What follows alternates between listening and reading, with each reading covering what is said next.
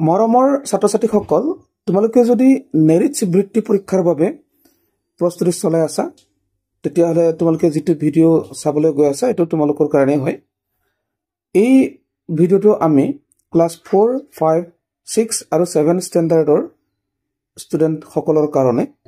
প্ৰস্তুত কৰিছো গতিকে তোমালোক সকলোৱে এই ভিডিও চাব পাৰিবা আৰু কমন কোৱেশ্চন চাই পেলাই আমি এই ভিডিওটো বনোৱা হৈছে গতিকে তোমালোকে ভিডিওটো ভালদৰে চোৱা আৰু প্ৰশ্নবিলাকৰ সলিউশনবোৰ ভালদৰে বুজিবলৈ যত্ন কৰা তেতিয়াহলে আমি প্ৰশ্নলৈকে ডাইৰেক্ট আগবাঢ়ো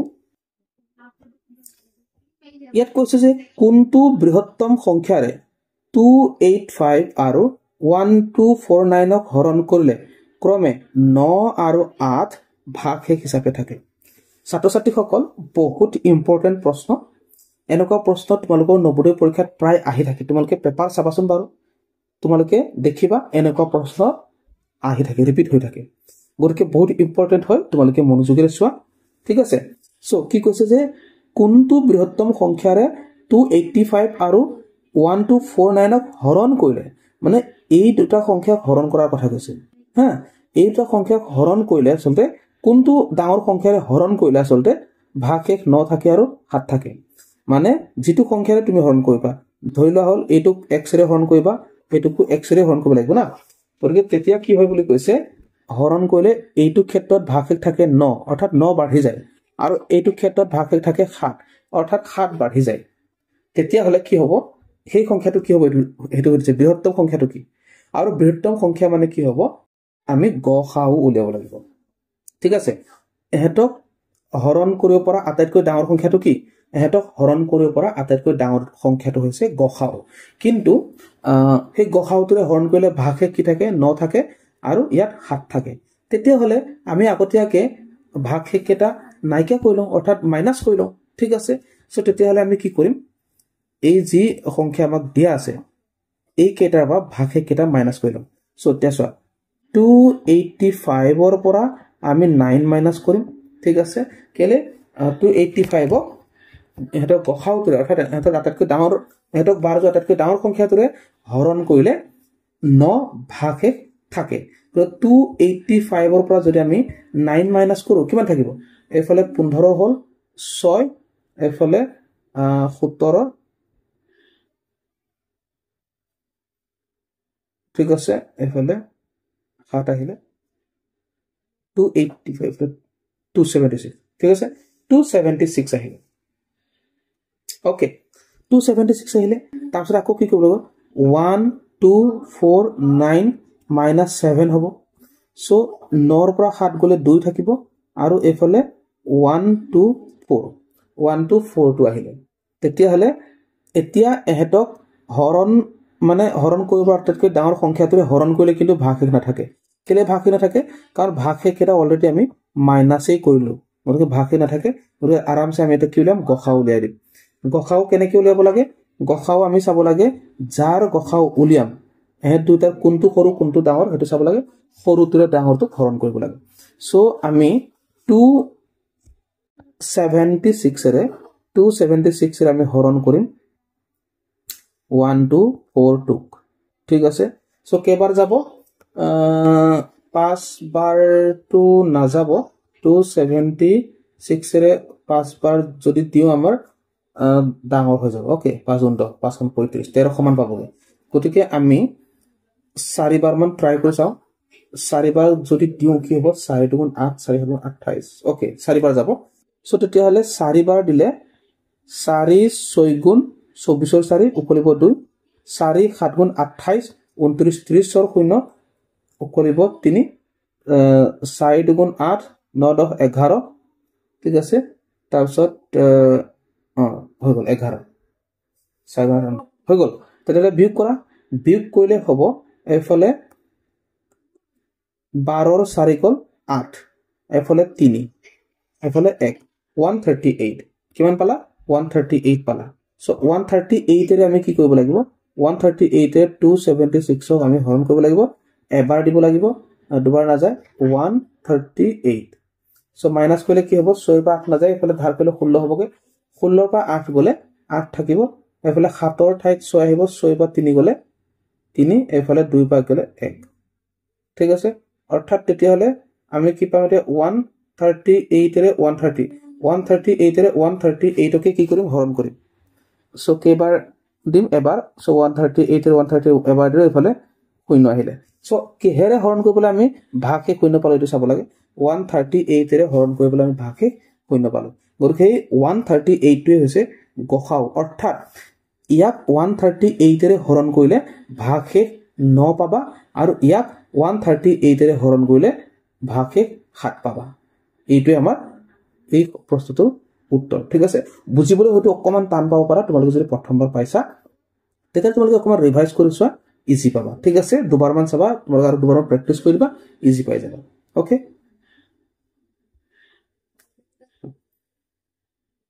ইয়াত কৈছে যে ভাগশেষ নৰখাকৈ 12 আৰু 20ক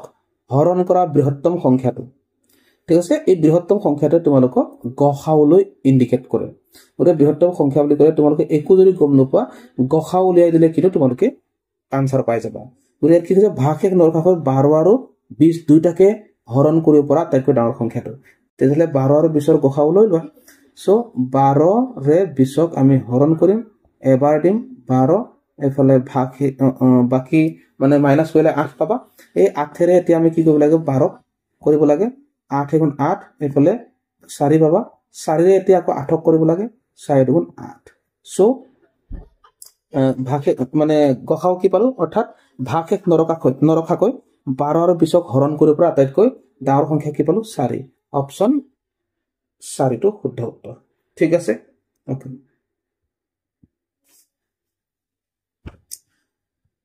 ইয়াত কৈছে যে 24 15 আৰু 36 ৰে সম্পূৰ্ণৰূপে বিভাজ্য 6টা অংকৰ বৃহত্তম সংখ্যাটো উলিবা ওকে তোমালোকে এটা কথা জানি লব লাগিব যে ইয়াত 24 15 আৰু 36 ৰে সম্পূৰ্ণৰূপে বিভাজ্য বুলি কৈছে গতিকে আমি কি উলিয়াব লাগিব এই তিনিটাৰ প্ৰথমতে লসাগু উলিয়াব লাগিব আৰু লসাগুটোৰে যেটো বাৰ যায় না হেইটো এই কেইটাৰে বাৰ যাব কাৰণ লসাগুটো হৈছে হেতৰ গুণিতকৰে যেটো বাৰ যায় এই কেটা উৎপাদক হ'ব উৎপাদকৰে বাৰ যাব ঠিক আছে গতিকে মনত ৰাখিব গুণিতকৰে যেটো সংখ্যা বাৰ যায় উৎপাদকৰে বাৰ যাব ঠিক আছে ভৱিষ্যতলৈ তোমালোকে কথাটো মনত ৰাখিবা বহুত কমত আহিব সো তেতিয়া হলে আমি প্ৰথম কাম কি কৰিব লাগিব এই 24 15 আৰু 36 ৰ এলসিএম অৰ্থাৎ লসাগু উলিয়াই লব লাগিব সো 3 ৰে কৰো 3 8 গুণ 24 3 5 গুণ 15 3 12 36 ওকে 4 2 গুণ 8 5 4 3 গুণ 12 এটা গোটেইটা মৌলিক সংখ্যা হল পূৰণ কৰিলে 3 4 গুণ 12 12 2 গুণ 24 ঠিক আছে এফালে 24 পালো এফালে 5 3 গুণ 15 ঠিক আছে এতিয়া পূৰণ কৰিলে পাবা 5 4 গুণ 20 ৰ শূন্য উকলিব 2 5 গুণ 10 11 12 আকৌ এফালে 1 4 গুণ 4 2 গুণ 2 ঠিক আছে যোগ কৰি দিয়া এফালে 360 পালো কি পালো 360 অৰ্থাৎ কথাটো হল কি 360 টো হৈছে 24 15 আৰু 36 ৰ লসাগু অৰ্থাৎ 360 ৰে যেটো সংখ্যা বাৰ যাব সেই সংখ্যাটো এই কেইটাৰে বাৰ যাবই যাব কিয় কাৰণ 360 টো হৈছে 24 15 বা 36 ৰ গুণিতক আৰু 24 15 36 হৈছে 360 ৰ উৎপাদক অৰ্থাৎ গুণিতকৰে যেটো সংখ্যা বাৰ যায় সেই সংখ্যাবোৰ উৎপাদকৰে বাৰ যাবই যাব হেকাৰণে আমি তে 360 ৰে হে বাৰ দিছাম এতিয়া 360 ৰে বাৰ যোৱা সংখ্যাবোৰ 24 আৰু 15 আৰু 36 বাৰ যাবই হেকাৰণে আমি 360 ৰে বাৰ দিম এতিয়া কাক বাৰ দিবা 360 ৰে আমি বাৰ দিম 6টা অংক বিশিষ্ট আটাইতকৈ ডাঙৰ সংখ্যা ঠিক আছে 6টা অংকৰ বৃহত্তম সংখ্যা 6টা অংকৰ বৃহত্তম সংখ্যা কি হ'ব আমি 99999 লব লাগিব ঠিক আছে সো 360 ৰে আমি এই কেটা এইটো হৰণ কৰিব লাগিব তাৰ পিছত আমি কি কৰিম চাবা এটা আমি হৰণ যদি কৰো তেতিয়া কিমান পাবা চাবা ওকে সো 360 ৰে আমি দুবাৰ দিব লাগিব তিনিবাৰ দিলে ডাঙৰ হৈ যাব যদি দুবাৰ দিও 2 0 গুণ 0 2 0 গুণ 0 2 6 গুণ 12 2 উকলিব 1 2 3 6 কে 7 ঠিক আছে সো বিয়োগ কৰা 9 ৰ পৰা 0 গুছি গল 9 থাকিলে 9 ৰ পৰা 2 গুচি গ'ল 7 থাকিলে 9 পৰা 7 গুচি গ'ল 2 থাকিলে এইফালে 9 এটা নমাই দিয়া এটা কিমান আহিলে 27 আহিলেগে সো এতিয়া কিহেৰে পূৰণ কৰিবা যদি 5 3 5 8 3 গুণ 24 8 3 গুণ 24 কিন্তু 8 গুণ 48 7 বাৰ যাব ওকে 7 বাৰ দিলে আমি পাম 7 0 গুণ 0 7 6 গুণ 42 ৰ 2 উকলিব 4 7 3 21 21 4 25 এইটো পালো সব মাইনাস কৰো 9 ৰ পৰা 0 গ'ল 9 9 ৰ পৰা 2 গ'লে 7 7 ৰ পৰা 5 গ'লে 2 279 আকৌ এটা 9 নমাই দিলো আকৌ কি পালো এই কেটাই পালো 2799 এ পালো গতিকে আকৌ কেইবাৰ দিম আমি আকৌ 7 বাৰে দিম ওকে সো তেতিয়া আকৌ 2520 এ পাম আকৌ বিয়োগ কৰা আকৌ এটা পাব 972 আকৌ এই 9 টো নমাই দিয়া ঠিক আছে আকৌ কি পাবা আকৌ 7 বাৰ দিয়া 2520 মাইনাস কৰি দিয়া মাইনাস কৰিলে কি পাবা 279 পাবা অৰ্থাৎ ইয়াৰ পৰা তোমালোকে কি বুজি পালা এই যি 360 ৰে বাৰ যোৱা সংখ্যাটো এই যি 9 ছটা আছে এই সংখ্যাটোতকৈ ইমান কম কাৰণ কেলে 360 ৰে যেটো সংখ্যা বাৰ যাব হা এইটোতকে ইমান কম হ'ব কাৰণ তো ভাগশেষ হিচাপে ওলাইছে না ভাগশেষ মানে কি বেছি ঠিক আছে কিমান বেছি যেটো মানে 9999 এই যেটো সংখ্যা আছে ইয়াতকে ইমান কম হ'ব আৰু ইয়াতকে এইটোৰে বাৰ যোৱা সংখ্যাটোতকৈ এইটো ইমান বেছি হ'ব সেইকাৰণে আমি কি কৰিম চা এই যেটো 279 এইটো জাস্ট এই 99999 ৰ পৰা জাস্ট মাইনাস কৰি দিলে আনসাৰটো পাই যাব 999999 279 মাইনাস কৰি দিয়া এফালে 0 আহিলে 97 এফালে 2 আহিলে এফালে 7 আহিলে এফালে 999 আৰু 999720 এইটো আসলতে 360 ৰে সম্পূৰ্ণৰূপে বাৰ যায় আৰু 360 ৰে সম্পূৰ্ণৰূপে বাৰ যায় মানে 24 ৰেও সম্পূৰ্ণৰূপে বাৰ যাব 15 ৰেও সম্পূৰ্ণৰূপে বাৰ যাব আৰু 36 ৰেও সম্পূৰ্ণৰূপে বাৰ যাব ঠিক আছে গতিকে উত্তৰটো আমি পালো অপচন 2 999720 ঠিক আছে অকমান টানজেন লাগিছে তোমালোকৰ কিন্তু তোমালোকে ভালদৰে ৰিভাইজ কৰি চোৱা মনোযোগেৰে চোৱা আৰু তোমালোকে নিজে 2-3 বাৰ প্ৰেক্টিস কৰি দিয়া তোমালোকে ইজি পাবা ওকে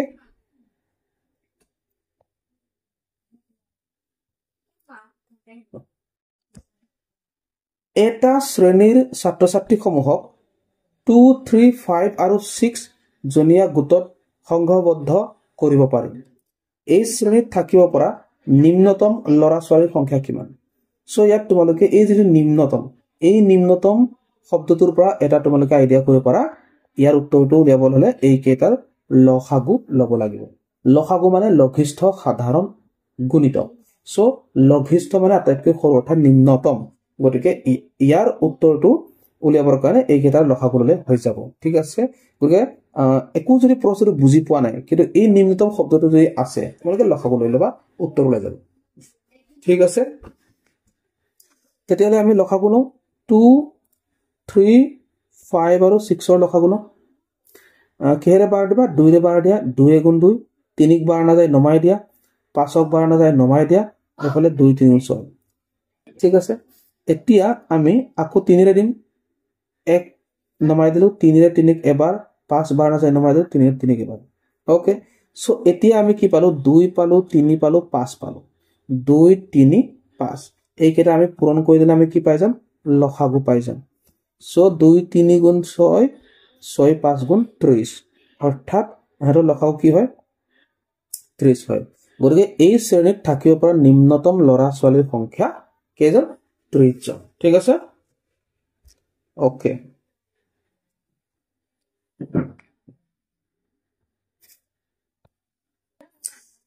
দুটা সংখ্যাৰ পূৰণফল 67392 আৰু ইহঁতৰ লসাগু 216 সংখ্যা কেইটাৰ গসাউ কি হ'ব ঠিক আছে সো ইয়াৰ কাৰণে আমি কি কৰিম সা লসাগু মানে হৈছে LCM ওকে LCM আৰু গসাউ মানে হৈছে HCF ঠিক আছে সো LCM পূৰণ HCF সমান কি হয় সংখ্যা কেইটাৰ পূৰণফল অৰ্থাৎ আমি xy ধৰিব পাৰো x আৰু y সংখ্যা দুটা জানিবা এই দুটা সংখ্যাৰ পূৰণফল সো ইয়াত আমাক লসাগু দিয়া আছে কিমান লসাগু দিয়া আছে 216 আৰু পূৰণ গসাউ উলিয়াব লাগিব সেইকাৰণে আমি HCF লিখিছো আৰু দুটা সংখ্যাৰ পূৰণফল দিয়া আছে ইমান অৰ্থাৎ 67392 সো যেহেতু HCF উলিয়াবৰ কাৰণে আমি HCF টো ৰখাই দিলো আৰু এই 216 টো সমান্তৰাল পিছলৈ লৈ যাম ঠিক আছে তাত হ'বগে হৰণ 216 এফালে 67392 ঠিক আছে তেতিয়া হলে কটাকটি কৰো আমি প্ৰথমে 2 ৰে কটাকটি কৰো 2 ৰে যদি কাটো 2 গুণ 2 এফালে 0 এটা হ'ব 2 গুণ 16 ঠিক আছে আকৌ 2 ৰে যদি কাটো 2 ৰে 6 তিনিবাৰ 2 ৰে 7ক 2 3 গুণ 6 7 আসলে 1 থাকিল এফালে 13 হলগে সো 13ক 2 6 গুণ 12 13 আসলে 12 পালো 1 থাকিলে এই 9 লগত 1 তো 19 হলগে 2 9 গুণ 18 19 আসলে 18 পালো 1 থাকিলে হে 1 তো 2 লগত 12 হবগে 2 6 গুণ 12 হলগে ঠিক আছে আৰু কাটো আমি 2 ৰে কাটো 2 5 গুণ 10 2 4 গুণ 8 আকৌ এটো কাটো 2 গুণ 2 এফালে 3 আসলে এফালে 13 হলগে 2 6 গুণ 12 13 আসলে 1 তো এফালে 16 হলগে 2 8 গুণ 16 এফালে 9 তো 2 4 গুণ 8 2 8 গুণ 16 ওকে সো আকৌ 2 2 গুণ 4 2 7 গুণ 14 সো 2 ৰে আমি প্ৰথমতে 16 কাটি লৈছো 2 8 গুণ 16 2 4 গুণ 8 2 2 গুণ 4 2 4 গুণ 8 ঠিক আছে এইটো কিন্তু এবাৰ 3 ৰে যাব 3 9 গুণ 27 এইটো 3 ৰে ঠিক আছে 3 ৰে 3 2 গুণ 6 2 থাকিলে 24 হবে 3 8 গুণ 24 এফালে শূন্যটো না যায় 2 টো না যায় 3 ৰে হেকানে শূন্যটা দিব লাগিব সো 24 এটা 3 8 গুণ 24 ওকে গটে কাটি গল আকৌ এতিয়া 9 ৰে কাটো 9 ৰে যদি চাও 9 3 গুণ 27 এফালে 1 তো 0 10 হলগে 9 গুণ 9 10 এফালে 18 9 গুণ 18 অৰ্থাৎ 312 কি পালো 312 অপচন 4 টো শুদ্ধ উত্তৰ ঠিক আছে HCF আমি কি পালো তেতিয়া হলে HCF পালো আমি 312 এইটোৱে উত্তৰ হয় ওকে ঠিক আছে